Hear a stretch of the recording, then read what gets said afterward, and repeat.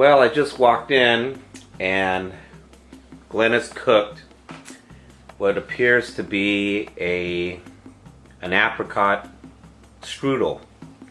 All homemade, of course, and all the apricots from her tree in the backyard. And some stir fry. All from real vegetables, freshly cut. And that's how I eat these days. I eat like a king.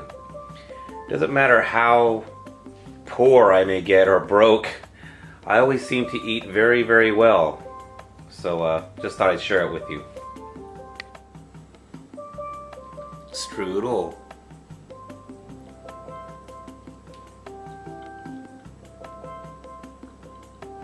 Mmm. Delicioso. Here's the new Zippy Fish Fiberflex stringerless board, at least down the middle. It's a 5'9". I don't know how thick it is, but it's pretty darn thin. I think it's a 2 5/8 or even thinner. This thing is so light. I can't believe how light it is. And Zippy says that it's good for my weight and my height and for my experience of surfing, so I'm really looking forward to taking this thing out tomorrow. Cool. Today is one of those days where I don't have anything like musically going on, so I'm following my other passions, and surfing is definitely one of them. I've been doing it forever. I've been riding Zippy Fish surfboards now for about 5 years, and I got to meet Michael, who lives in the South Bay, and a totally old school guy. Complete integrity, runs his business on a handshake, and he's done very well so far. He creates a product that nobody else can really match. Where I come into the picture is understandably, you know, he's a little bit older than me, a decade or 2 or 3, and he's not really hip to the whole computer stuff. So times have changed, so I took it upon myself to to help him out. He's a one-man operation shaping surfboards out of his surfing bay, and although he's well known and well respected internationally in the surfing community for his surfboards, he could always use a little assistance in getting his name out there and helping him with all the online stuff. So today what I did is I went on over. I haven't seen him in a while, and we met. We shot some video in his new shaping bay. A 6-foot board. It's 21 7/8 inches wide, and it's 2 7/8 inches thick. I intend to put this up on his new Facebook page, which is listed right here. And I just set this up about an hour ago. He hasn't had a Facebook page yet, so I don't think a lot of us had a Facebook page up until a year or 2 or 3 ago. So we're all getting on board. I hope to help him out and help increase his sales and get quality surfboards out there made by a local American shaper right here in Southern California. If you surf and you're into the whole fish thing, then you must know about Zippy already. Give him a call. If you don't surf and you're looking into getting into surfing, a nice fish surfboard is a nice board to get yourself going. It's a little bit more forgiving than a small potato chip board, but also a little bit, much quicker, and can kind of turn around and give you all these things that maybe a longboard cannot. So it's a nice, healthy option. And if you are a surfer, but you haven't tried one of the Zippy Fish, I encourage you to do it. He's got demos, man. You can go on over there and just check it on out, and he'll give you a demo, and it's all good.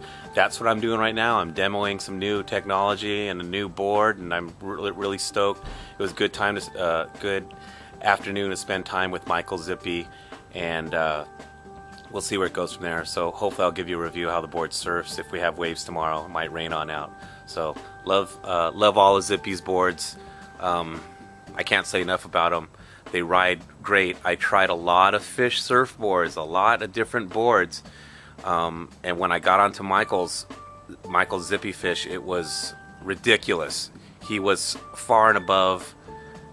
His shape just was superior to everything else I had tried, and I've shared this experience, and a lot of other people have said the same exact thing. So just a good product here, American story here in terms of someone who's not trying to blow up and get gigantic. He's just trying to provide good surfboards and sustain himself.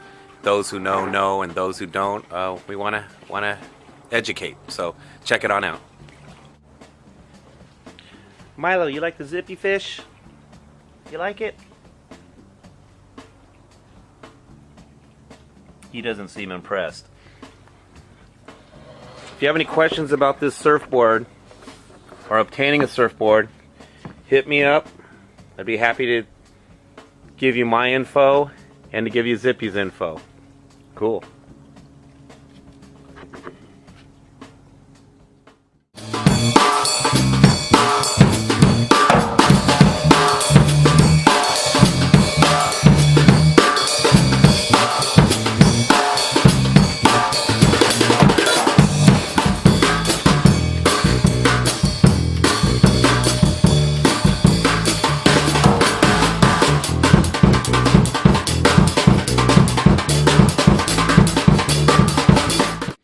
Hey everyone, it's about 11:30 at night now, and just finished having a conversation with Joe of Door to Door Recording, plays in the band, who's in all these videos with me recording, and we have this idea that we're brainstorming, and it's just in the possibility stage.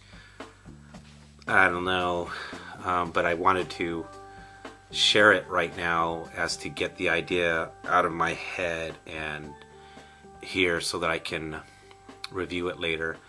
And as this vlog is coming to an end after 34 days, considering the possibility of recording every day for 30 days, but doing it under some controlled or some parameters that quite honestly seem very restrictive and difficult. We were visualizing maybe 3 hours a day where we record, mix, burn, and post the song online, or a groove or some musical recording idea, for several reasons. The first one is just the dexterity of doing it. I've learned a lot in the past 30 days doing these recordings. I've learned how to be much quicker in my editing, much quicker in what I shoot. I have a much clearer idea. I learned how to do the time-lapse photography. I understand lighting way more. I'm just everything in general. It's been a great learning process for me. Hopefully not too boring for you all watching this, but some of that is to be expected. Moving on to the 30 days of recording, I don't know if that's something I would put on Facebook. Maybe I would just keep it as a YouTube channel. But the benefits of that from an engineering standpoint and from a production standpoint would be, I believe, would be immense. Once again, that would be 30 days. Each day we would get together for just 3 hours. That's crazy in itself, knowing that usually one song when we record normally takes, even rushed, about 20 hours from top to bottom, usually about 40 hours. So to get it done in 3 hours, there would be little quick ideas, little grooves, if you will. And it's just, we had this conversation and one thing was running to another, and we decided to just go home, and he's thinking about it, I'm thinking about it. We're in the possibility stage, not in the commitment stage. So, you know what? Let me know what you think, honestly.